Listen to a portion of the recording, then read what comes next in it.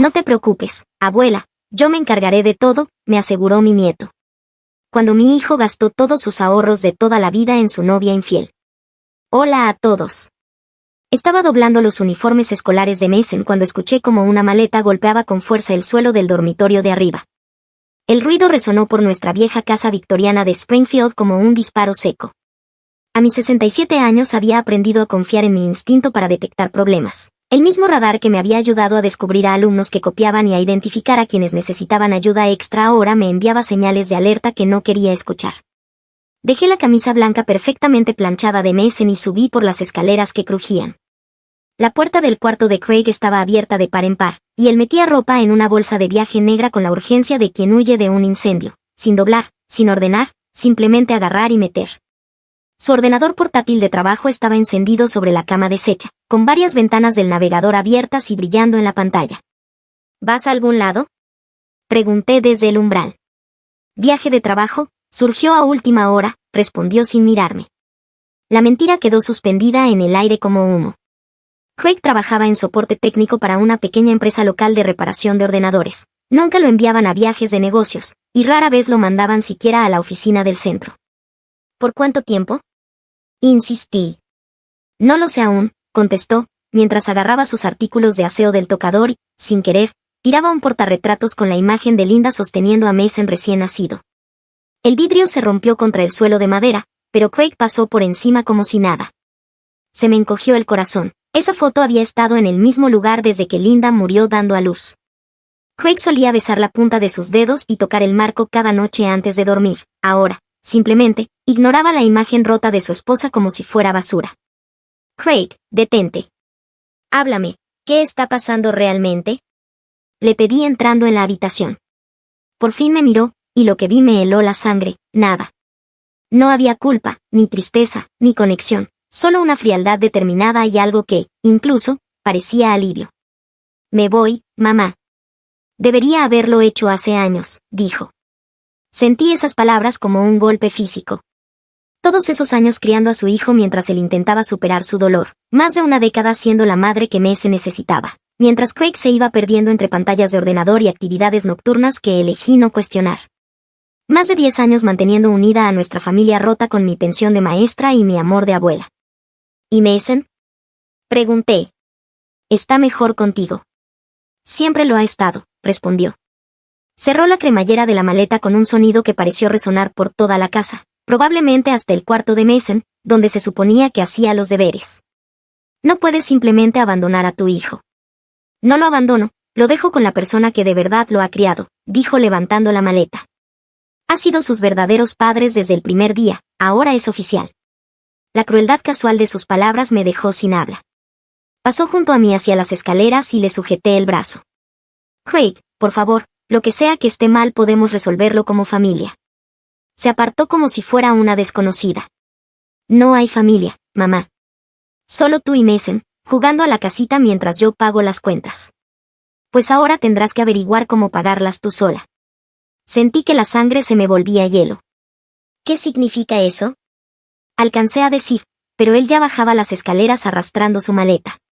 Lo seguí, con las pantuflas enganchándose en la alfombra gastada. En la sala, Mason estaba sentado en el viejo escritorio haciendo problemas de álgebra. Levantó la vista al vernos entrar, observando la maleta de su padre y mi expresión de pánico con esos ojos castaños e inteligentes que tanto me recordaban a Linda. ¿Te vas a algún sitio, papá? Preguntó. Craig se detuvo un momento en la puerta. Creí ver titubear su determinación al mirar a su hijo, alto y delgado como él a esa edad, pero con el carácter reflexivo y la intensidad tranquila de su madre. Necesito un tiempo, hijo. La abuela cuidará de ti. ¿Por cuánto tiempo? No lo sé todavía. Mason asintió una sola vez, como archivando la información para analizarla después. De acuerdo, dijo, con una calma que me partió el alma. No hubo lágrimas, ni protestas, ni súplicas desesperadas, solo una resignación silenciosa, como si hubiera estado esperando este momento. Craig abrió la puerta principal y el aire frío de octubre invadió la casa. Te llamaré cuando me haya instalado. ¿A dónde vas? Pregunté.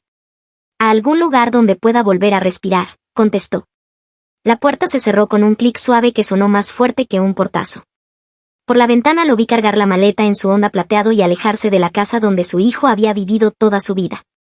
Mason y yo quedamos en el repentino silencio de la sala. El reloj de pie en la esquina marcaba los segundos, la caldera empezó a funcionar y, afuera, el sonido del coche se fue perdiendo. ¿Va a volver?, preguntó Mason. Quise mentir para protegerlo de la verdad que había visto en los ojos de su padre, pero él era demasiado inteligente para creer mentiras piadosas. No lo creo, cariño, respondí. Con cuidado cerró su libro de álgebra y lo apiló junto a los demás, luego me miró con una expresión que nunca antes había visto en su rostro joven. Abuela, no te preocupes, yo me encargaré de todo, dijo con una seguridad tan serena que casi me hizo sonreír. ¿Encargarte de qué?, pregunté, dudando de lo que un chico de 13 años podía hacer frente al abandono de su padre. Pero su tono no tenía ni rastro de fanfarronería infantil ni de consuelo vacío, era certeza pura, como si supiera algo que yo ignoraba. ¿Qué quieres decir, Mason?, quise saber. Él recogió sus libros y se dirigió a las escaleras. Primero necesito revisar nuestras cuentas bancarias, así sabremos exactamente a qué nos enfrentamos. ¿Cuentas bancarias? ¿Mi nieto de 13 años hablando de revisar cuentas bancarias? Mason, espera. Mason ya estaba subiendo las escaleras hacia su habitación, dejándome sola en una casa que, de repente, se sentía enorme y vacía, llena de preguntas sin respuesta y con un futuro que no podía vislumbrar. Aquella primera noche sin Craig no pude dormir. Permanecí acostada en mi cama, escuchando cómo la casa se asentaba a mi alrededor, cada crujido y gemido se amplificaba en la oscuridad. Cerca de la medianoche lo escuché, el suave golpeteo de teclas de ordenador que venía del cuarto de Mason. Me deslicé por el pasillo en bata y pantuflas, deteniéndome frente a su puerta. Una franja de luz se filtraba por debajo, y el tecleo continuaba con un ritmo constante y decidido, demasiado concentrado para un chico que debería estar durmiendo. Mason, es pasada la medianoche, cariño, susurré al llamar suavemente. Pasa, abuela, respondió él. Empujé la puerta y lo encontré sentado en su escritorio, aún vestido, rodeado de cuadernos y hojas impresas. La pantalla de su portátil brillaba con varias ventanas abiertas y flujos de datos que no lograba comprender. ¿Qué haces despierto tan tarde? Investigando, contestó, señalando los papeles desperdigados. Llevo 3 horas revisando las huellas digitales de papá. Me acerqué intentando entender los documentos, extractos bancarios, informes de crédito y lo que parecían ser correos electrónicos impresos, todos con nuestro apellido. Mason, ¿de dónde has sacado esto? Papá no es muy cuidadoso con sus contraseñas, explicó mientras hacía clic y abría una nueva ventana que mostraba lo que parecía ser la bandeja de entrada del correo electrónico de Craig. Usa la misma para todo, Linda 2010, el año en que se casaron. Sentí que el estómago se me hundía. ¿Has pirateado el correo de tu padre? Técnicamente solo inicié sesión con su contraseña.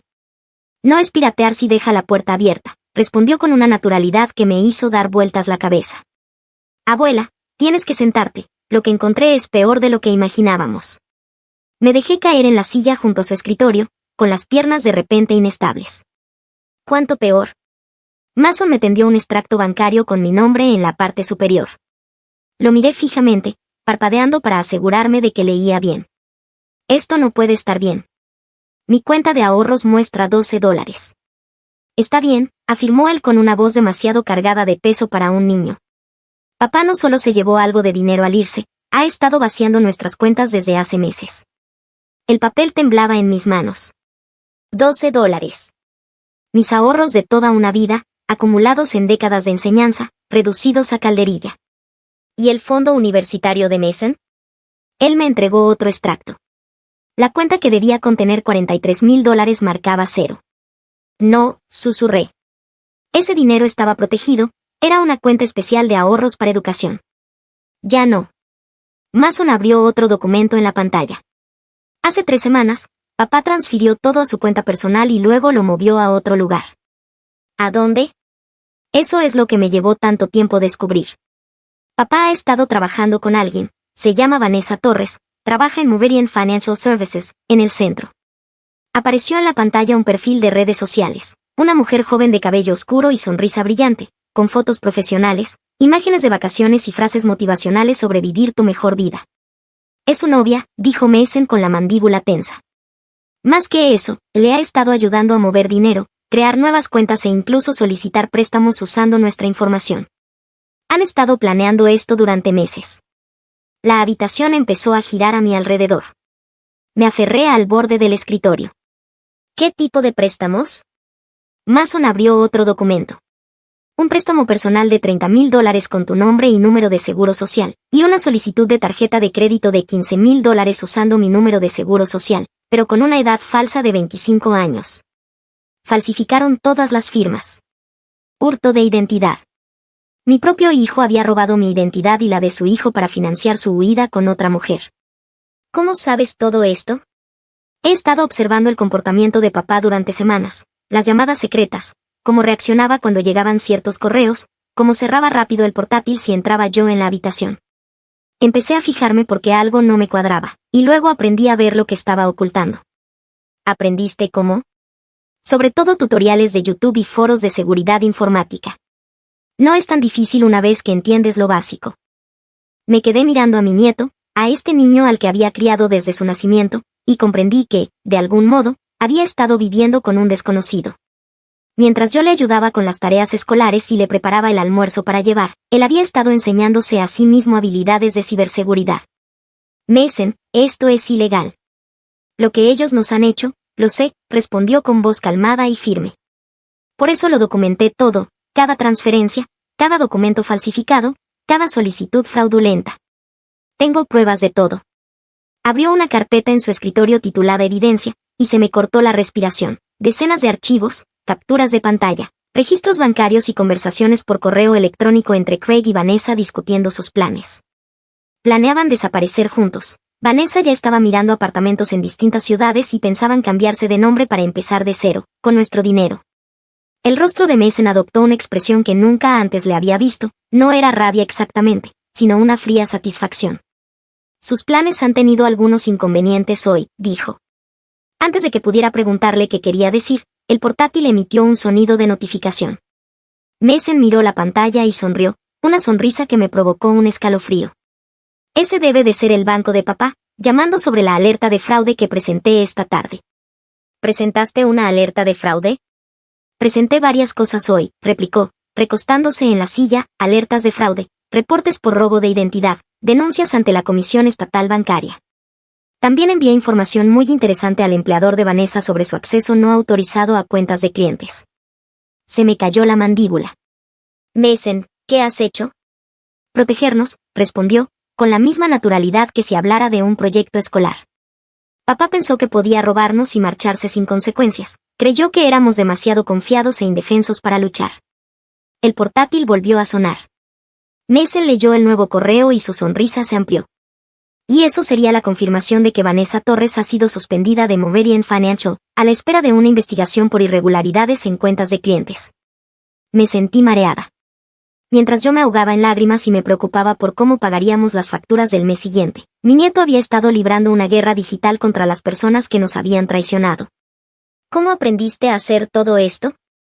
El mismo Internet que le enseñó a papá a cometer fraude financiero me enseñó a mí cómo detenerlo, contestó, cerrando el portátil y mirándome a los ojos. Abuela, no solo nos robaron el dinero, intentaron robarnos el futuro.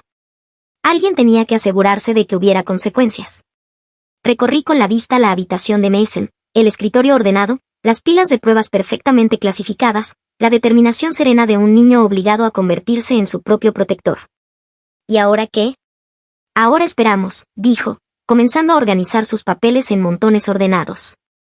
Las cuentas de papá están congeladas, la carrera de Vanessa se ha acabado, y su búsqueda de apartamento se ha detenido, ya que sus solicitudes de préstamo siguen siendo marcadas por fraude. Se detuvo un momento, pareciendo más joven a pesar de todo lo que había hecho. Y mañana empezamos a trabajar para recuperar nuestro dinero. A la mañana siguiente me despertó el aroma del café y de huevos revueltos. Encontré a Mason en la cocina, vestido para ir al colegio, con 2 platos servidos en nuestra pequeña mesa de desayuno. ¿Has preparado el desayuno? Necesitas comer algo, y pensé que los dos necesitábamos fuerzas hoy, dijo, sirviendo zumo de naranja en mi vaso con el cuidado de alguien mucho mayor. Me senté, maravillada de lo normal que parecía todo, pese a lo ocurrido. Mason comiendo cereales mientras hablaba de fraude financiero como otros chicos hablarían de sus planes para el fin de semana. ¿Qué tipo de siguientes pasos? Mason sacó una carpeta de manila y la abrió junto a su plato. Anoche seguí investigando el pasado de Vanessa. Lo que encontré va a ayudarnos, pero también es bastante inquietante. Me entregó un documento impreso que parecía un informe policial. Vanessa Torres había estado ejecutando estafas financieras durante años. El registro provenía de cuando trabajaba en Premier Investment Services, en Toledo, antes de mudarse aquí. Leí el informe con el café enfriándose entre mis manos: malversación de fondos, acceso no autorizado a cuentas de clientes, estados de inversión falsificados. Fue arrestada y acusada, pero el caso se cerró cuando aceptó devolver el dinero y renunciar a su puesto. Mason pasó la página. Después se mudó a Springfield y consiguió trabajo en Meridian Financial. Nunca revisaron su historial como debían. ¿Cómo encontraste esto?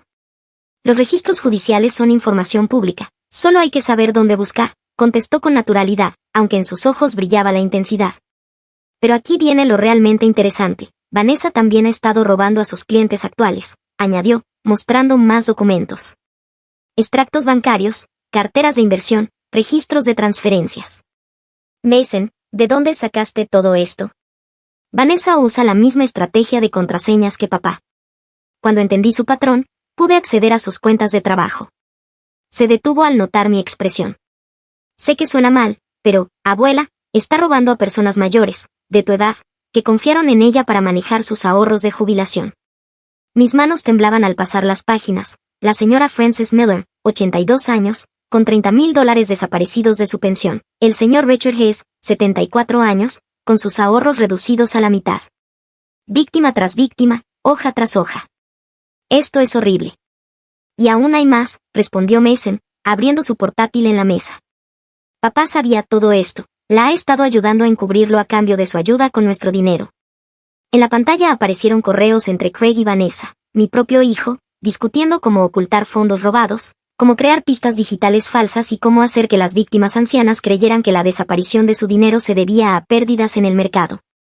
Tu padre la ayudó a robar a otras familias, continuó Mason con una voz joven pero cargada de disgusto. Configuró cuentas de inversión falsas para que los robos parecieran legítimos. Creó documentos para simular pérdidas inexistentes e incluso la ayudó a identificar qué clientes tenían más dinero y menos supervisión familiar. Papá no solo nos traicionó, abuela, añadió, mirándome con seriedad. Lleva meses traicionando a personas inocentes. Aparté mi desayuno, sin apetito alguno. Mi hijo no solo había robado a su propia familia, se había convertido en un depredador que atacaba a ancianos vulnerables. ¿Cuántas víctimas? He identificado 17 hasta ahora, con pérdidas totales de más de $400,000. Mason cerró el portátil y me sostuvo la mirada. Pero creo que puedo ayudarles a recuperar su dinero. ¿Cómo? De la misma forma en que voy a ayudarnos a nosotros. He documentado todo, cada transacción, cada documento falsificado, cada cuenta falsa. Tengo pruebas de a dónde fue todo el dinero y cómo lo movieron. Se levantó y caminó hacia la ventana de la cocina, mirando la luz de la mañana como un general que inspecciona un campo de batalla. Ayer me centré en impedir que siguieran causando daños, hoy empiezo el proceso de recuperación. ¿Recuperación? Voy a contactar con cada víctima y proporcionarles pruebas de lo que pasó con su dinero. Luego les ayudaré a presentar denuncias ante las autoridades correspondientes. Y me aseguraré de que papá y Vanessa enfrenten consecuencias por cada persona a la que dañaron. La determinación en su voz era tan inspiradora como aterradora. Mi nieto asumía la responsabilidad de buscar justicia para múltiples familias con la calma y la seguridad de alguien que sabía perfectamente lo que hacía. Mason, es demasiada responsabilidad para alguien de tu edad. La edad no importa cuando tienes las habilidades y las pruebas, replicó, volviendo a sentarse y reabriendo el portátil. Además, alguien tiene que hacerlo. Estas personas confiaron en Vanessa para proteger sus ahorros de toda la vida y confiaron en papá para salvaguardar sus inversiones. Merecen saber la verdad. En la pantalla apareció una hoja de cálculo con nombres, cantidades y fechas. La señora Miller ni siquiera sabe que su dinero ha desaparecido. Vanessa le envía extractos falsos mostrando ganancias mientras vacía su cuenta. El señor Hayes cree que perdió dinero en una mala inversión, pero en realidad Vanessa lo transfirió a su cuenta personal. ¿Cómo los contactarás? Con mucho cuidado. No puedo simplemente llamarles y decirles que su asesora financiera es una delincuente. Necesito acercarme con pruebas que puedan entender y verificar de forma independiente. Abrió otro documento. Voy a enviar paquetes anónimos a cada víctima, documentación completa de lo que ocurrió con su dinero, instrucciones para denunciar los delitos e información de contacto de servicios de asistencia legal que puedan ayudarles. ¿Paquetes anónimos? No puedo revelar quién soy sin comprometer la investigación, pero puedo asegurarme de que reciban la información que necesitan para protegerse y recuperar sus pérdidas. Observé cómo organizaba pruebas contra depredadores financieros con el mismo cuidado meticuloso que usaba para ordenar su material escolar. ¿Y nuestro dinero? Es más complicado, porque papá tenía acceso legal a nuestras cuentas al principio. Pero los préstamos fraudulentos usando nuestras identidades son claramente delitos. Ya presenté la documentación para disputar esos préstamos. La investigación tardará unas semanas, pero deberíamos lograr que esa deuda se elimine de nuestros nombres. Su expresión se volvió aún más seria. Nuestros ahorros reales tardarán más, pero creo que puedo rastrear dónde fue el dinero y demostrar que se transfirió con fines ilegales. Si Vanessa va a prisión por los otros robos, tal vez podamos recuperar parte de lo nuestro a través de restitución. ¿Si va a prisión? Va a ir a prisión, abuela, afirmó con absoluta certeza. Tengo suficiente evidencia para condenarla 10 veces.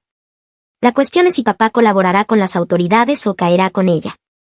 Cerró el portátil y me miró con esos serios ojos castaños. Necesito que entiendas algo, esto va a ponerse más difícil antes de mejorar.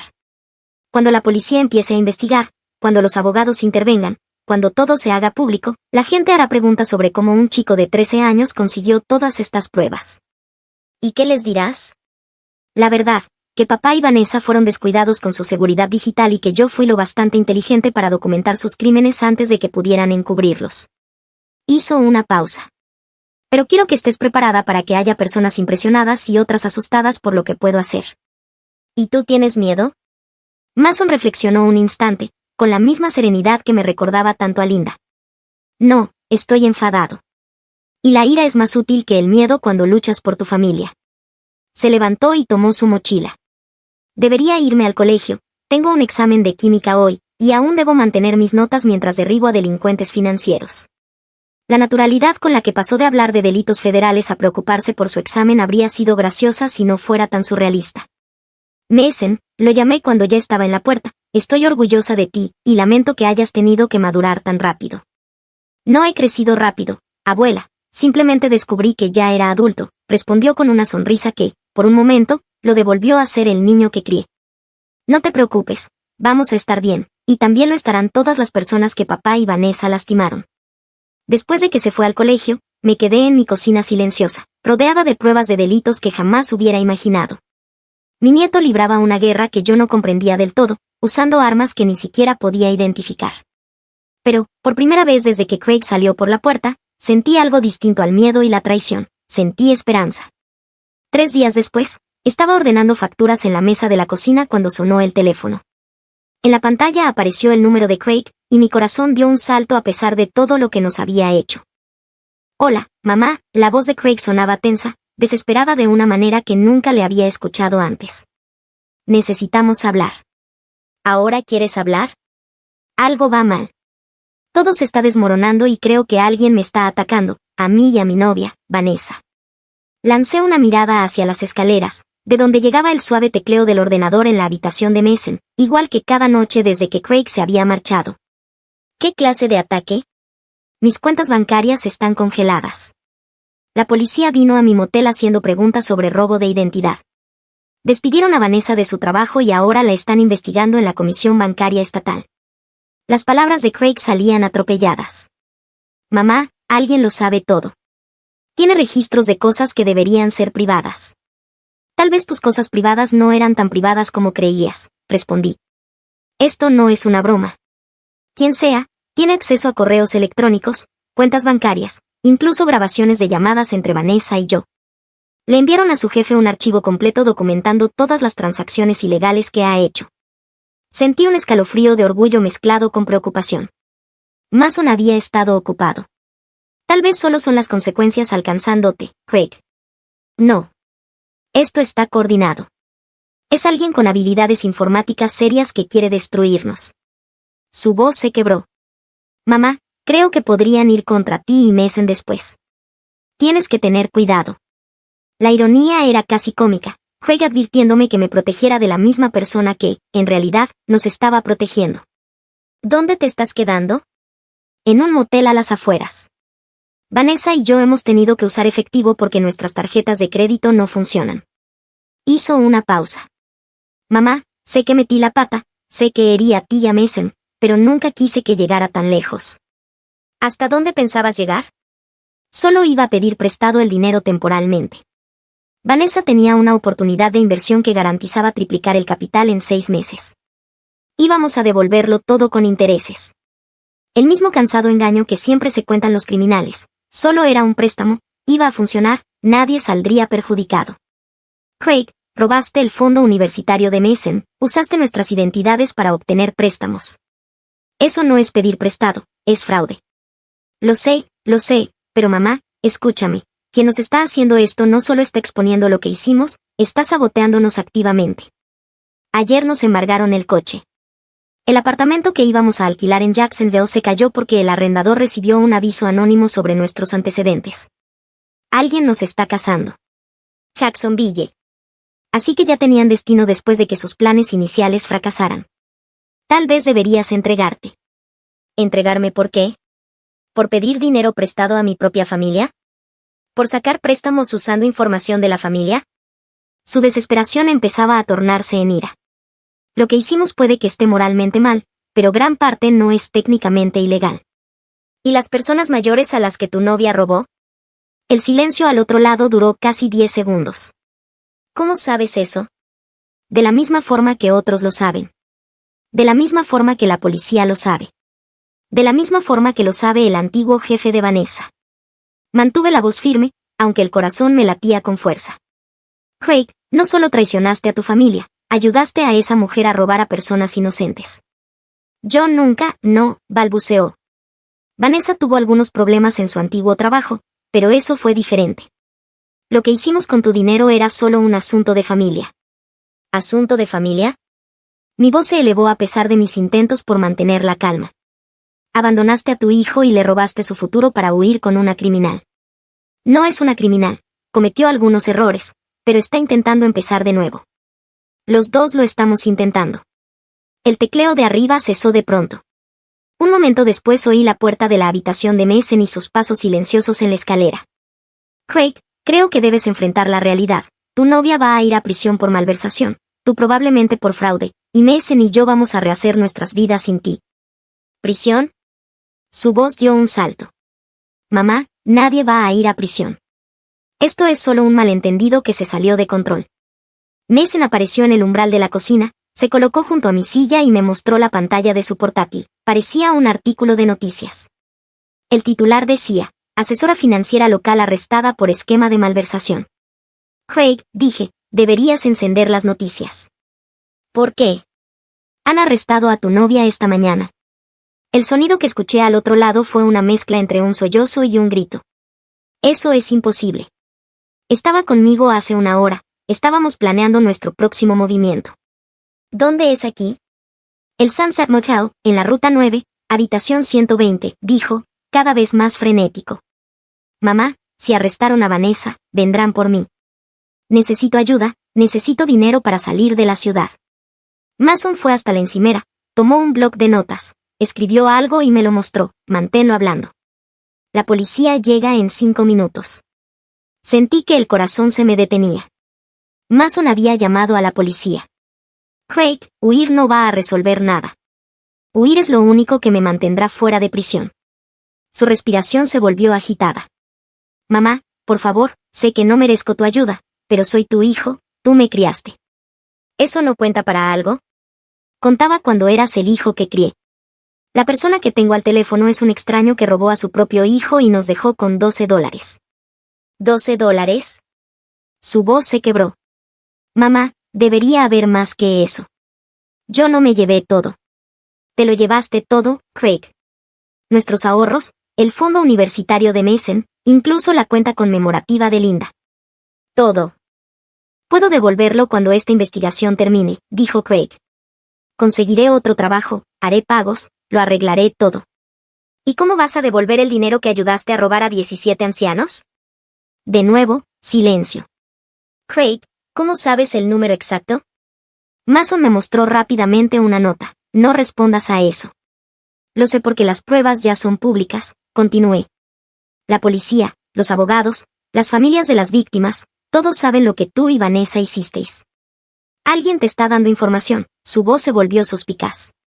Mamá, ¿con quién has estado hablando? ¿Has contratado a un investigador privado? No necesito contratar a nadie, Craig. Tú y Vanessa fuisteis descuidados. Dejasteis huellas digitales por todas partes. ¿Huellas digitales? Vaciló. Mamá, apenas sabes usar el correo electrónico.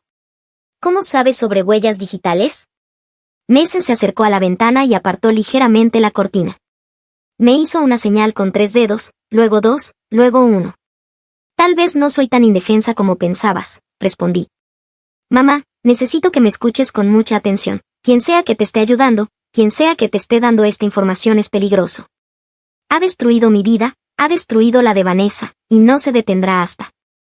La línea se quedó en silencio, salvo por voces apagadas al fondo. Mamá, dijo Craig, con un tono distinto, derrotado, tengo que colgar, la policía está aquí. A través del teléfono escuché voces oficiales, el chasquido de las esposas y a alguien leyendo derechos. Craig Bennett queda arrestado por robo de identidad, fraude electrónico y conspiración para cometer malversación. La llamada se cortó. Mason cerró su portátil y se sentó frente a mí en la mesa de la cocina. ¿Se acabó? Pregunté. Los arrestos, sí. El proceso de recuperación acaba de empezar, respondió con esa calma segura que había aprendido a reconocer. Pero sí, abuela, la parte en la que éramos víctimas terminó. Ahora seremos sobrevivientes. Miré a mi nieto, este niño que había desmantelado metódicamente a 2 criminales adultos solo con inteligencia y determinación, y comprendí lo que había pasado. Craig pensó que un enemigo misterioso lo perseguía. Pasó días paranoico mirando por encima del hombro, nunca sospechó que su propio hijo lo observaba todo el tiempo. El mismo chico que abandonó sin remordimiento se convirtió en el arquitecto de su caída. Mason no solo nos protegió, también entregó justicia a cada familia que Craig y su novia habían traicionado. Y lo hizo mientras seguía cumpliendo con sus tareas escolares y presentándose a exámenes de química. Mi nieto le había dado a Craig exactamente lo que merecía, consecuencias. La verdadera familia no se abandona cuando las cosas se ponen difíciles. La verdadera familia no roba futuros para financiar sueños egoístas. Pero la verdadera familia tampoco permite que nadie hiera a los que ama, aunque ese alguien comparta su apellido. 6 meses después, estaba leyendo una novela en la mesa de la cocina cuando Mason irrumpió por la puerta con más energía de la que le había visto desde antes de que Craig se fuera. Abuela, mira esto. Dejó caer la mochila y sacó un sobreoficial. Es de la oficina del fiscal del distrito. Dejé el libro y tomé la carta. El sello del Estado en la parte superior hizo que mi corazón se acelerara. Pago de restitución, por $18,400, leí en voz alta. Viene de los bienes de Vanessa, explicó Mason, casi saltando de emoción. Vendieron su coche, sus joyas y liquidaron inversiones que había hecho con dinero robado. Vamos a recuperar casi la mitad de lo que papá nos quitó. $18,000. No era todo, pero sí suficiente para volver a respirar, para empezar a reconstruir el fondo universitario de Mason. ¿Y las otras familias? La señora Miller recuperó $22,000. El señor Ayers recuperó todo porque atraparon a Vanessa antes de que pudiera mover su dinero. Sus ojos brillaban de satisfacción. 17 familias están recibiendo algo. No todo, pero algo. Doblé la carta con cuidado, aún sin terminar de creerlo. ¿Y tu padre? 5 años en prisión federal, respondió Mason, más serio. Se declaró culpable para evitar una condena más larga. Su abogado dice que podría salir en 4 con buena conducta. ¿4 años? Murmuré, con sentimientos encontrados. ¿Cómo te sientes con eso? Siento que se hizo justicia. No venganza, justicia. Solo consecuencias. Sacó su portátil de la mochila. Pero, abuela, quiero enseñarte otra cosa. En la pantalla apareció lo que parecía un sitio web profesional. En el encabezado se leía, Servicios de Protección Financiera Familiar, manteniendo a las familias a salvo del fraude financiero. Mason, ¿qué es esto? ¿Recuerdas que te dije que quería ayudar a otras familias? Pues llevo meses trabajando en esto. Hizo clic por distintas páginas mostrando servicios, testimonios, recursos educativos. He ayudado a 12 familias a recuperar dinero robado y he enseñado a decenas de personas a protegerse del fraude financiero. El sitio era sofisticado, bien diseñado, completamente profesional. Al pie de página, vi el nombre del fundador, M. Bennett, especialista certificado en prevención de crímenes financieros. ¿Certificado por quién? Hice un curso en línea con la Asociación Nacional de Investigadores de Crímenes Financieros y pasé su examen de certificación el mes pasado, dijo sonriendo. Probablemente soy el especialista certificado más joven del país. Me quedé mirando a mi nieto, a este joven extraordinario que había convertido nuestra peor experiencia en una misión para ayudar a otros. ¿Estás ganando dinero con esto? Pregunté. Lo suficiente para ayudar con los gastos de la casa y empezar a reconstruir mi fondo universitario, respondió, mostrando otra página con testimonios de clientes. Pero, sinceramente, abuela, no lo hago por el dinero. Lo hago porque sé lo que se siente cuando alguien en quien confías te traiciona, y sé lo que se siente luchar y ganar. Un suave tono de notificación sonó en su portátil. Mason miró la pantalla y su expresión se volvió concentrada. Necesito atender esta llamada. Es una familia en Oregón cuyo hijo adolescente ha estado robando los cheques de la seguridad social de su abuela. Se levantó, ya adoptando su modo profesional. Mason, espera, dije, tomándole la mano. ¿Eres feliz? ¿De verdad feliz? Se detuvo, mirándome con esos serios ojos castaños que tanto me recordaban a Linda. Estoy orgulloso, abuela. Orgulloso de lo que sobrevivimos, de lo que puedo hacer para ayudar a la gente, de lo fuertes que nos hemos vuelto. Apretó mi mano. Papá pensó que abandonarnos nos rompería, en cambio, nos enseñó de que estamos hechos realmente. Tras subir a su habitación para atender la llamada, me quedé en mi silenciosa cocina pensando en cuánto había cambiado todo. Nos habíamos mudado a una casa más pequeña al otro lado del pueblo, pero se sentía más como un hogar que la vieja casa victoriana. Yo había vuelto a hacer sustituciones como maestra unos días a la semana, no porque necesitáramos el dinero con la misma urgencia de antes, sino porque extrañaba trabajar con estudiantes. Mason había crecido 8 centímetros y desarrollado la tranquila confianza de alguien que había enfrentado un peligro real y había salido victorioso. Seguía sacando sobresalientes, seguía ayudando con la cena, seguía dándome un beso de buenas noches, pero también dirigía un negocio que protegía a familias de depredadores financieros. Daba charlas sobre seguridad digital en centros comunitarios y colaboraba con las fuerzas del orden en prevención de delitos cibernéticos. Mi nieto de 13 años se había convertido en alguien a quien yo admiraba.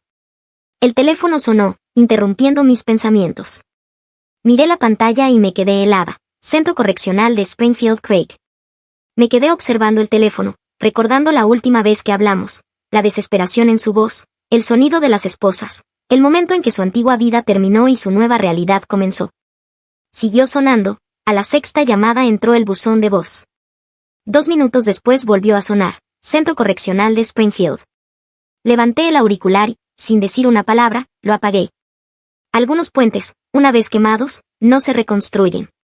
Algunos perdones hay que ganárselos, no exigirlos.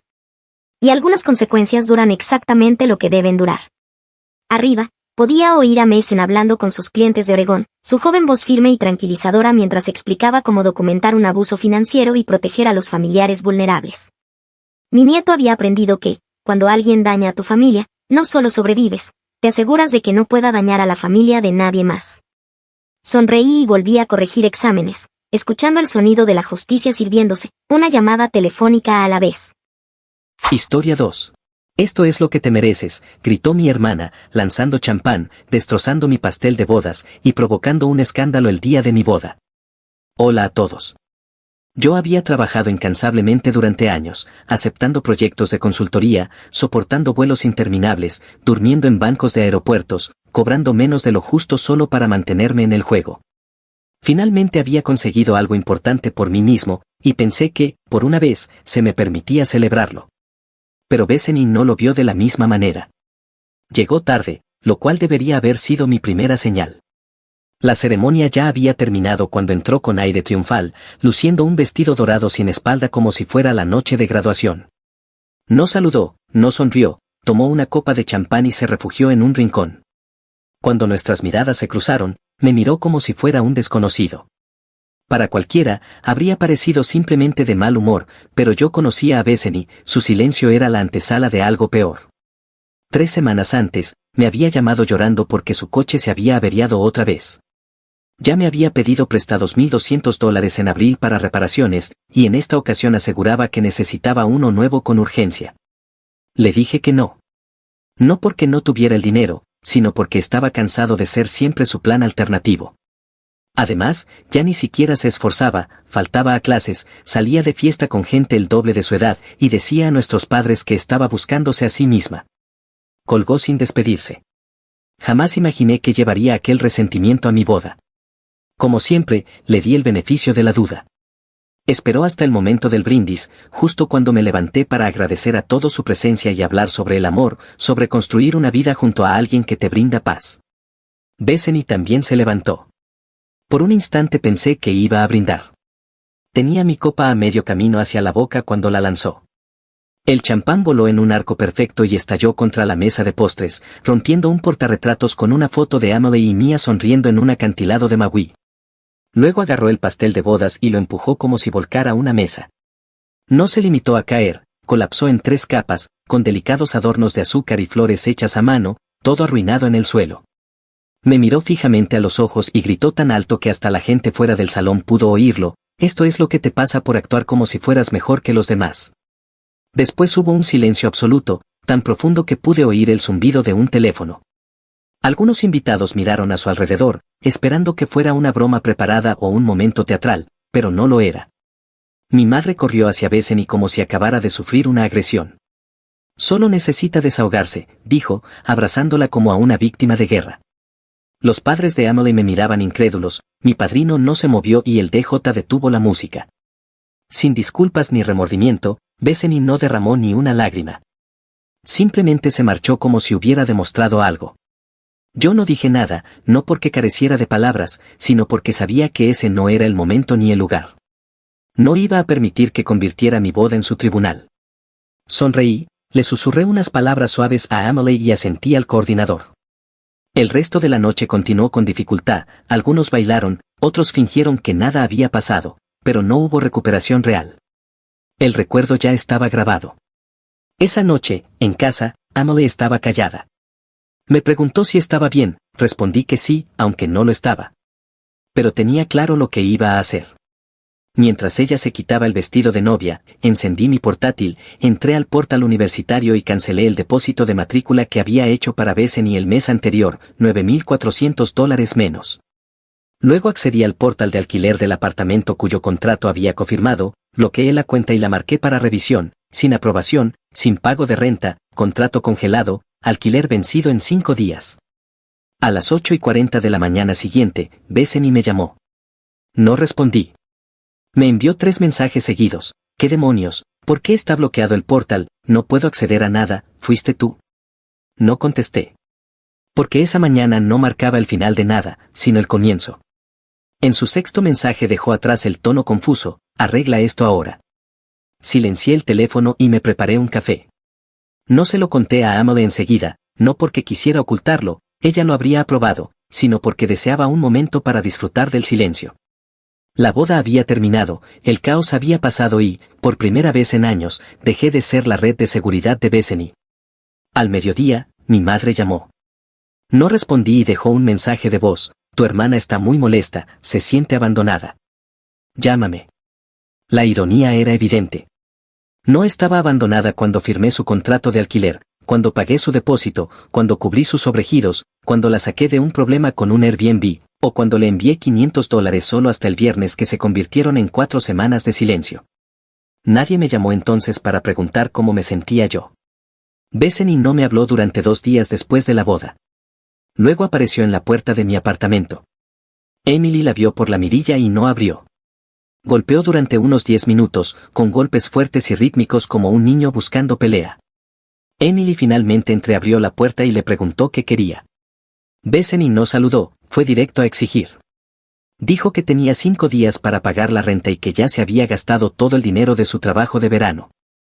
Ella contaba con el dinero de la matrícula universitaria que yo había retirado, y decía que no tenía derecho a hacerlo, que tenía una obligación moral de cumplir mi promesa. Emily le dijo que yo no estaba en casa, aunque era mentira, yo estaba en la sala, pero no tenía interés en hablar a través de una puerta, no hasta que mostrara algún signo de remordimiento, cosa que no hizo. Se marchó gritando algo sobre derechos legales y sobre que no podía simplemente cortar todo sin previo aviso, pero estaba equivocada. Revisé el contrato de arrendamiento, yo era el titular principal, ella solo figuraba como residente.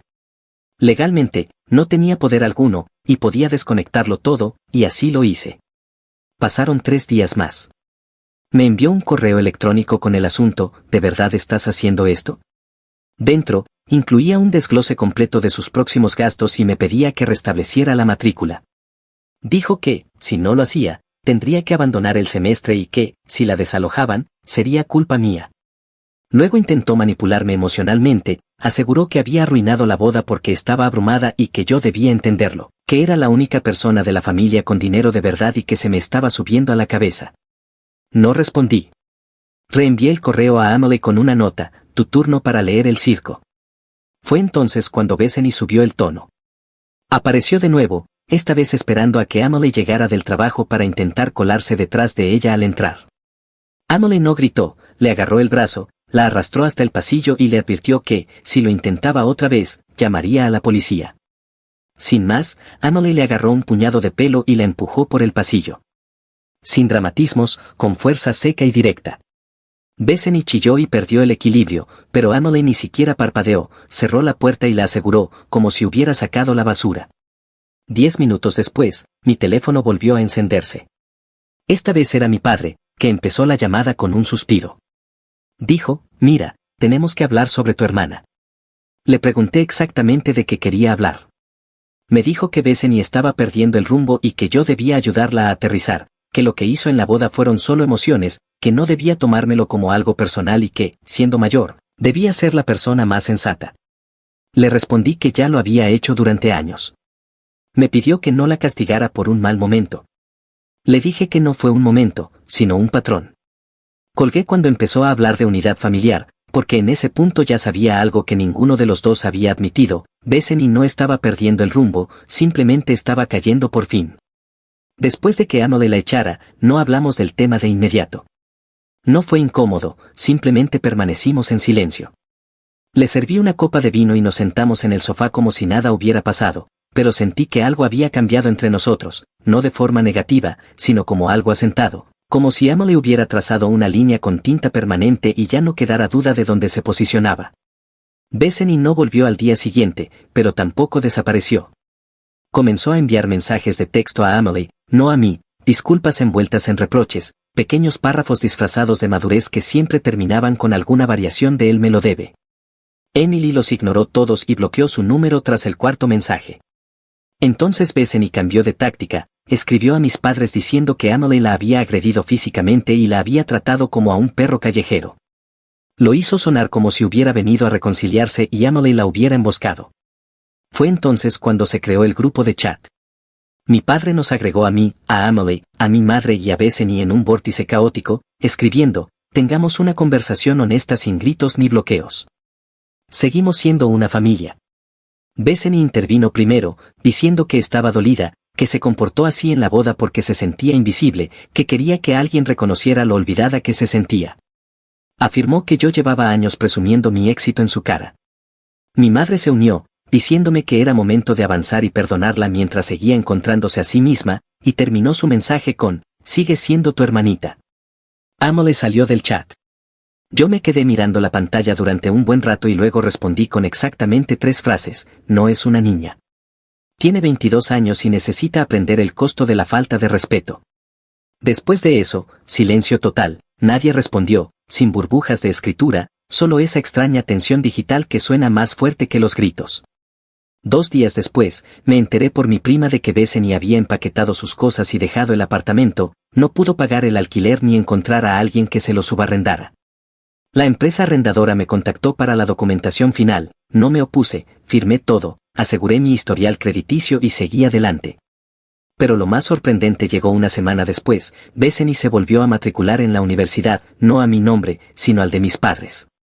Resulta que ellos mismos pagaron la matrícula. Después de todas las quejas sobre el dinero, después de todos los intentos de hacerme sentir culpable con frases como no tenemos las mismas oportunidades que tú, simplemente sacaron la tarjeta y pagaron, sin anuncio, sin disculpas, como si siempre hubiera sido una opción. Así que si tenían el dinero, simplemente no querían gastarlo en ella mientras pudieran presionarme a mí. Yo ya había terminado. No estaba enfadado. Me sentía claro, como si por fin pudiera ver todo sin niebla. Aquella noche, Emily y yo nos sentamos en el balcón, bebiendo vino barato y comiendo sobras. Le dije que sentía como si se hubiera cortado una carga de 10 años, y ella sonrió y dijo, bien, ahora podemos vivir. Esa fue la primera noche en la que de verdad le creí. Aproximadamente una semana después de que Bethany dejara oficialmente su apartamento, todo se tranquilizó. No hubo más mensajes furiosos, ni visita sorpresa. Por primera vez en mucho tiempo, parecía que la tormenta había pasado. Entonces mi madre llamó. Sin un hola ni un ¿cómo estás?, solo dijo, vas a venir al cumpleaños de tu padre el próximo sábado, ¿verdad? Como si nada hubiera pasado. Como si mi boda no hubiera sido saboteada, como si mi hermana no hubiera provocado la escena de la que aún hablaba la gente. Respondí que no estaba seguro. Ella hizo una pausa y dijo, Bethany estará allí. Quiero que hablen como adultos y que dejes de ser tan frío. Esa parte me golpeó de forma extraña. Yo era el frío, no la persona que había destrozado un pastel de bodas y gritado delante de una multitud, no la que había vivido de mí durante 3 años, sino el que finalmente dijo basta. Con ese era con quien estaban enfadados. Colgué sin comprometerme a nada. Esa noche, Emily y yo preparamos la cena y ni siquiera lo mencionamos hasta que íbamos por la mitad. Ella dijo que no deberíamos ir, y estuve de acuerdo. Pero el viernes por la noche, un día antes de la fiesta, ocurrió algo aún más absurdo. Bethany me envió una solicitud por Venmo de $1,800, con la nota, por el pastel y el marco roto, jajaja, llamémoslo parejo. Al principio ni reaccioné, simplemente le pasé el teléfono a Emily y salí al balcón. Cuando volví, tenía en la cara la expresión más serena. Le pregunté qué había escrito. Ella se encogió de hombros y dijo, no le va a gustar. 15 minutos después, Bethany nos había bloqueado a ambos en todas partes. No fuimos al cumpleaños de mi padre, pero Bethany sí. Y no llegó discretamente, apareció con un mono blanco que parecía sospechosamente ropa nupcial. Mi prima Cara nos envió una foto con el pie, aparentemente no está bien. Al parecer, llevó a un par de agentes inmobiliarios que había conocido 2 semanas antes y le dijo a la mitad de los invitados que pronto se mudarían juntos. A la otra mitad, les repetía una y otra vez, se vienen cosas grandes. Ese lunes supimos cuáles eran esas cosas grandes. Bethany lanzó un podcast titulado Bloodline Bruises, Growing Up with the Golden Child. El tráiler se publicó en Instagram y TikTok. En la narración decía frases como, pensé que familia significaba seguridad y a veces, las personas más tóxicas son aquellas con las que compartes apellido. Sonaba tan teatral que parecía un guión. Y no terminó ahí, al final del video agradecía a un patrocinador, una aplicación de terapia, la misma que yo le había recomendado un año antes cuando me llamó desde el baño de un bar, llorando por un ataque de pánico. Había conseguido un contrato real, la empresa volvió a publicar su video. En 24 horas, superó las 10.000 visualizaciones. En los comentarios, la gente la llamaba valiente, le pedía consejos, le decía que se identificaban con ella. No me importaba el podcast en sí, pero algo en ello me dejó inquieto, como si poco a poco estuviera siendo escrito dentro de la ficción de otra persona. Entonces llegó el giro que jamás vi venir. Me envió un correo con el asunto, hablemos. El cuerpo del mensaje era breve, me gustaría reunirnos, sin drama, solo una conversación. Tengo cosas que quiero contarte y creo que te sentirás orgulloso de mí. Sin acusaciones, sin insultos, con un tono perfectamente calmado y compuesto. No parecía ella en absoluto. Emily lo leyó 2 veces y dijo, no está intentando arreglar nada, está tendiendo una trampa. Respondí con una sola línea, Emily también estará. Nunca contestó, pero sentí que esto no había terminado. Y tenía razón. 3 días después del correo, mis padres se presentaron en nuestro apartamento, sin llamar antes, sin avisar. Tocaron el timbre a las 7:15 de la tarde, mientras Emily y yo cenábamos. Abrí la puerta a medias, no dije nada. Mi padre saludó con la mano como si fuera una visita amistosa. Mi madre llevaba el bolso colgado al hombro, como si hubiera planeado quedarse. Dijo, solo queremos hablar tranquilamente. Les advertí que tenían 3 minutos. Entraron de todos modos. Emily se quedó en la cocina, brazos cruzados, sin pronunciar palabra, no iba a fingir una sonrisa, y no le hacía falta, todos sabían dónde se posicionaba. Mi madre habló primero, dijo que Bethany estaba atravesando un periodo transformador y que lamentaba profundamente los errores que había cometido, Que el podcast era simplemente su forma de procesar las cosas y que yo no debía tomármelo como algo personal. Mi padre añadió, quiere tener una relación contigo, solo que no sabe cómo decirlo. Pregunté si Bethany había dicho realmente algo de eso o si solo esperaban que yo lo creyera. No respondieron. Entonces mi madre dijo algo que lo cambió todo, se ha mudado con nosotros temporalmente, hasta que se aclare. Emily soltó un suspiro lo bastante fuerte como para que se oyera en toda la sala. Así que la imagen estaba completa, le habían pagado la matrícula, la habían dejado volver a casa, y ahora estaban allí, no para pedirme nada, no habían venido a mediar, sino a asegurarse de que yo no le pusiera las cosas más difíciles. No estaban mediando, estaban gestionando. Les pregunté directamente si alguna vez le habían dicho que lo que hizo en la boda estuvo mal. Mi madre respondió que estaba abrumada, mi padre dijo que no había querido arruinarlo. Volví a preguntar, ¿alguno de ustedes le dijo que estuvo mal? No contestaron, y eso me lo dijo todo. No estaban enfadados con ella, estaban avergonzados. Y la forma más fácil de que la vergüenza desapareciera era cargarla sobre mí. Les dije que había terminado, con el dinero, con la culpa y con los juegos. Que si querían seguir financiándole la vida, podían hacerlo, pero ya no saldría de mí. Les dije que habían hecho un gran trabajo criando a una hija que cree que las consecuencias no existen. Luego les pedí que se marcharan. Dudaron, pero se fueron.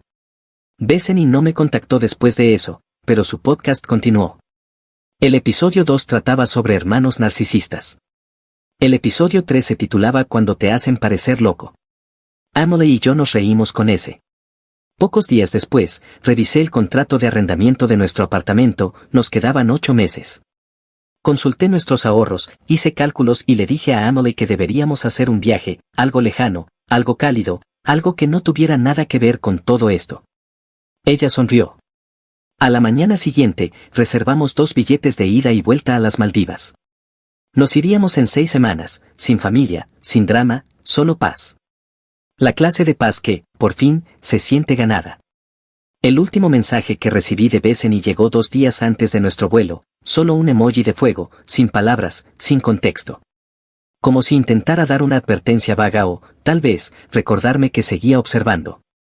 Se lo enseñé a Emily mientras recogíamos etiquetas para el equipaje, ni reaccionó, solo escaneó su tarjeta de embarque y dijo, perfecto. ¡Qué arda! Bloqueé el número. Ese fue el último cabo suelto antes del viaje. También hubo silencio del resto, mi padre no llamó, mi madre envió un simple espero que estés bien que ignoré. No hubo más sermones ni intentos de manipulación, creo que finalmente entendieron que yo no iba a arreglar lo que ellos habían roto.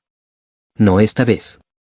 Partimos a las Maldivas un jueves por la mañana, sin escalas, sin prisas. Observé a Emily dormir apoyada contra la ventanilla mientras sobrevolábamos kilómetros de agua abierta. Por primera vez en años, mi mente no ardía, sin cálculos, sin planes financieros, sin misiones de rescate, solo silencio. Nuestro bungalow estaba sobre el agua, literalmente se podía oír el océano bajo las tablas del suelo.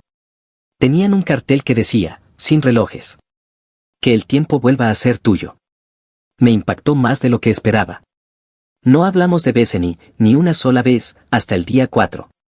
Estábamos desayunando en la terraza, solo el sonido de las olas y los pájaros, cuando Emily preguntó, ¿crees que algún día lo admitirán? No tuve que preguntar a quién se refería. No, respondí. Pero creo que lo saben, y realmente creo que lo saben. No de manera consciente o reflexiva, sino en ese silencio incómodo que aparece cuando tu chivo expiatorio favorito se marcha para siempre. Saben que siempre fui yo quien limpiaba sus desastres, saben que lo permitieron porque era más fácil que decirle no y ahora saben con certeza que ya no pueden recurrir a mí para eso. Bethany se quedó con ellos. No buscó un nuevo apartamento. Su contrato venció sin incidentes y el edificio volvió a anunciar la unidad sin problema. Lo sé porque la empresa de administración me contactó para la firma final de confirmación. Ella nunca se puso en contacto por ello, nunca dijo gracias, nunca pidió perdón. Y ya dejé de esperar eso. No necesito la disculpa, solo necesitaba que terminara. El podcast continuó por otros 2 episodios, uno sobre ser borrado por tu sistema de apoyo y otro sobre abuso financiero dentro de la familia. No los escuché, pero Cara sí, y me dijo que Bethany estiraba tanto la verdad que dejaba de tener sentido. La gente dejó de interactuar, los comentarios disminuyeron y los patrocinadores desaparecieron.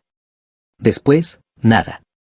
El silencio ya no era solo digital, también impregnaba la vida real.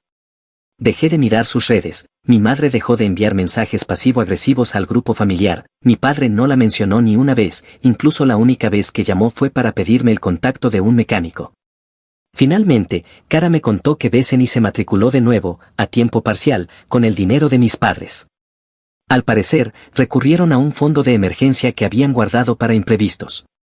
Casi me reí, resulta que siempre lo tuvieron, pero no querían gastarlo, no hasta que yo me negara. Emily y yo volvimos a casa a una vida distinta.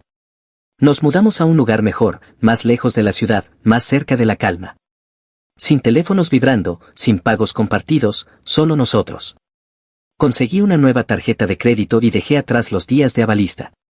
Incluso cambié la contraseña de mi cuenta bancaria por primera vez en 6 años, sin más retiro sorpresa, sin solicitudes de Venmo con la nota por favor no preguntes. Ya no hablamos de la boda, no lo necesitamos. Es solo un extraño paréntesis en una historia que ya no nos pertenece. Algunas noches nos sentamos en nuestro nuevo porche con una copa de vino y vemos al perro del vecino perseguir polillas bajo la luz. Hablamos de cosas reales, libros, viajes, ideas, el negocio que Emily planea. Cosas verdaderas. Aquella vida antigua ya ni siquiera se siente como mía, es algo que vi pasar, algo a lo que puse punto final. Actualización final. Hola a todos. Regresamos de Maldivas con la piel bronceada, una maleta llena de recuerdos y una sensación de ligereza que nunca antes había conocido. La casa nueva era tranquila, ordenada, sin el zumbido de teléfonos ni mensajes con exigencias. Había cambiado de número, modificado la contraseña del banco y borrado todo contacto con Bethany. Una tarde, mientras me sentaba en el porche con Emily viendo cómo el atardecer teñía de oro los campos a lo lejos, ella me preguntó: ¿crees que Bethany intentará ponerse en contacto otra vez? Sonreí y negué con la cabeza. No, y si lo hace, ya no tendrá ningún significado. A lo lejos, el perro del vecino perseguía una polilla, su sombra alargándose bajo la luz del porche. Nos quedamos en silencio, escuchando solo el murmullo de los insectos y el suave viento colándose por el tejado. Ya no esperaba una disculpa, tampoco sentía rabia. El pasado estaba cerrado, como un libro viejo guardado en un estante, cubierto de polvo. Bethany viviría su vida, y yo viviría la mía. Dos caminos paralelos que ya no se cruzarían. A veces, el fuego no necesita combatirse. A veces, simplemente lo dejas arder hasta que se apaga por sí solo y te alejas. Finalmente, en paz. Y en ese momento supe que esta historia, por fin, había terminado. ¿Qué harías si fueras el autor? Gracias por unirte a Toe Hoy. Recuerda darle me gusta, suscribirte y activar la campana de notificaciones para no perderte nuestro próximo video. Hasta pronto. Toe, te lo agradece.